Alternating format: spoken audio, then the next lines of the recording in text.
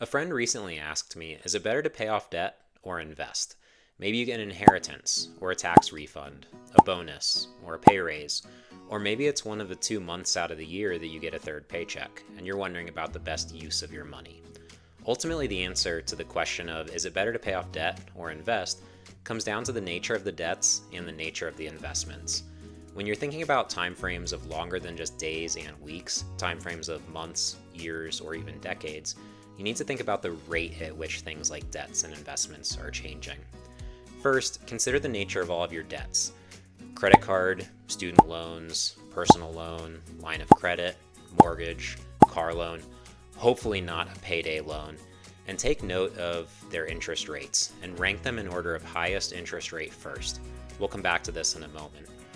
Next, consider the nature of your investments. If you invest in the stock market, it will tend to grow at about 8 to 10% per year. Some years may be much higher, some years may be much lower, but over a long time frame, it's going to average out to about 8 to 10% per year. The stock market is generally and consistently the most powerful builder of wealth that there is. And when I say the stock market, I don't mean any individual stock. I mean the entire stock market collectively. Investing in individual stocks is risky, whereas investing in a total market or a near total market index fund like VTI or VOO is much, much safer with a much likelier outcome of that 8 to 10% per year growth.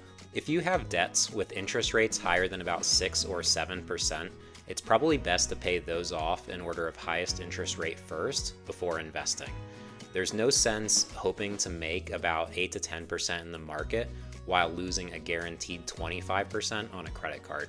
Conversely, if you have debts with interest rates that are significantly lower than that 8 to 10% range that the market tends to return, it's probably better to invest first before paying those down. It's like arbitrage. I'll borrow money at 3.5% if I can make 8 to 10%, but it makes no sense to borrow money at 25% to make 8 to 10%. Please feel free to leave any thoughts or questions in the comments below. Thanks so much for watching.